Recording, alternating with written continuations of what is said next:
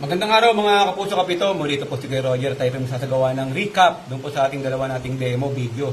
Okay na meron kinalaman na senaryong ganito. Article 20, game lost by forfeit na mababasa sa page 27. Article 21, game lost by default sa page 28. Okay, bibigyan natin ng diin at saka liwanag yung Article 20. Meron pong tatlong paraan. Yan. Tatlong paraan, tatlong example, tatlong bullet, tatlong dahilan. Yan. Para yung isang team, take note, isang team or dalawang team ay matalo po ng game lost by forfeit. Ito po yun, example. Yung bullet number 1, ang nakalagay po, the team is not present or is unable to field 5 players ready to play 15 minutes after the game is scheduled to start. Okay, yung pong isang team, binibigyan po ng isa or dalawang team, binibigyan po ng 15 minutes awa or palugit, yung grace period natin nga sinasabi kapag tayo nasa game na. Okay? For example, alauna yung game ni Team A, tsaka ni Team B. Okay. Alauna 15 na, si Team A, nakabuo ng 5. Okay, si Team B, wala. Okay. Ibig sabihin, matatalo si Team B ng weight of forfeited kasi hindi siya nakabuo ng 5. Eh, paano kung ganito? Para po nasabi natin na forfeit pa rin. 4. Lalong bawal. Kinakailangan 5. 3, bawal. Kinakailangan 5 player, both teams, ready to play. Okay, ngayon pa natin nasabing double forfeiture o double forfeited. Nangyayari po talaga yan. For example, ganito po. Launa na. Si Team A, walang player. Si Team B, walang player. Okay, pareho po silang forfeit. Si Team A, 4 pa lang. Si Team B, 3 pa lang. Okay, pareho po silang forfeit. Kaya meron pong double forfeited doon po sa bullet number 1. Okay?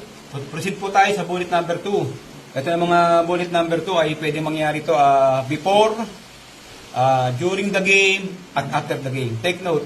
Ito pong bullet number 2 pwedeng mangyari para sa akin before the game, after the game, at saka during the game. Okay? Bullet number 2 nakalagay dito. A team, it's prevent the game from being played. Okay. Bullet number 2, a team, it's prevent the game from being played. Para sa akin po, ang kalugan yan, ang isang team or dalawang team or pupunan, ang nilalaro nila ay hindi na naayon sa basketball. Pinatagalog natin kay Google, ang sabi ni Google, ang laro ay pinipigilan ng laro. Ibig sabihin, laro na, nilalaro pa, di ba? Laro na, ginagawa pa nilang katawa-tawa. Yun po yung sinasabi natin na pwede natin makitang mockery of the game, pandoloko. Okay, bigyan po natin ng example kung bakit po natin nasabi na before, during the game, at after the game. Nag-warm up pa lang yung dalawang team, bigla nang, yun nga, away, nagkagulo, paluan ng bangko, o anong gagawin ng commissioner.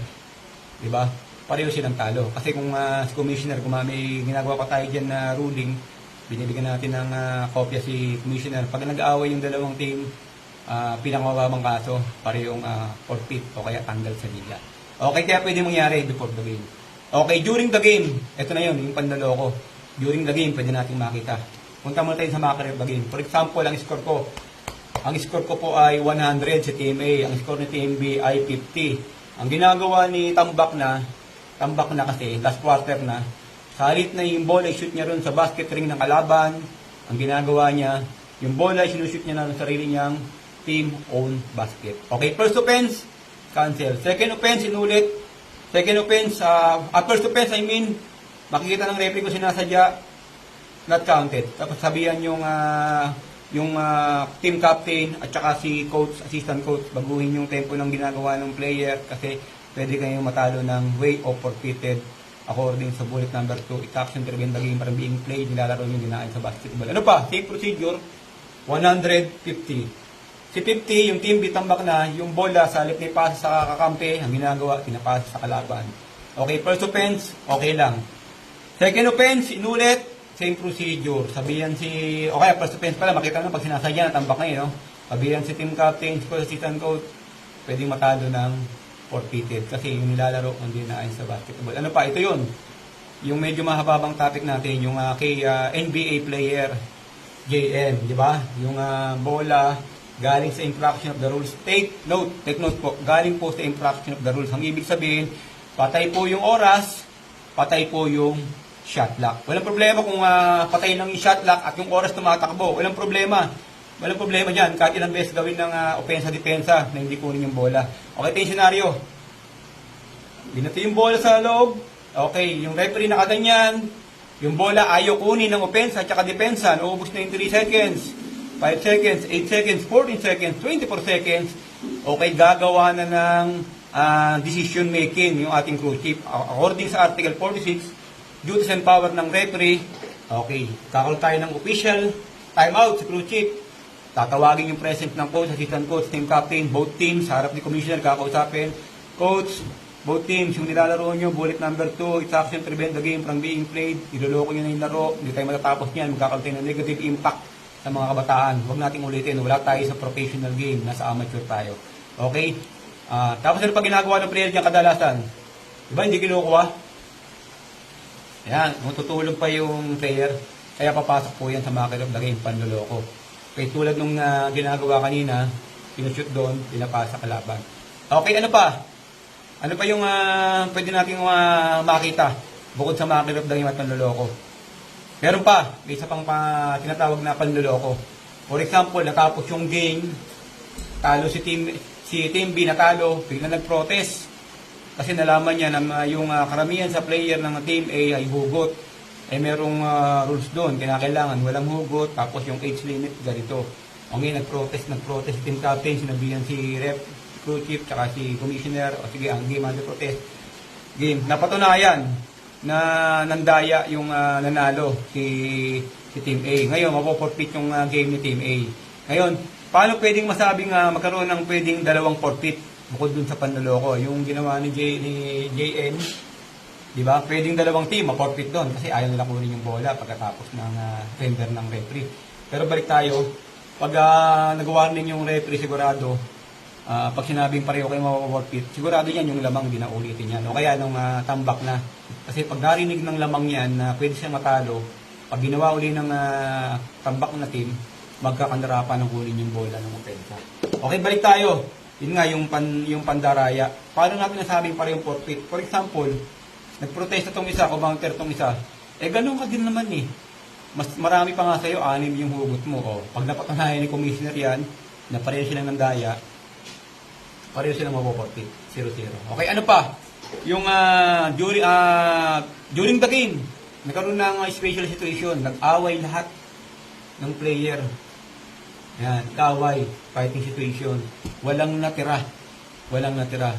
Siyempre, merong ruling si commissioner at si PIBA dyan, parehong disqualified. Okay, pwedeng i-forfeit ng crew chief o kaya ng commissioner yung dalawang team at hindi na paglaro. Okay, kaya masasabi po natin na dun sa bullet number 2, maaaring pwede mangyari before, after, during the game. Okay, doon na po tayo sa bullet number 3 ng game loss by forfeit.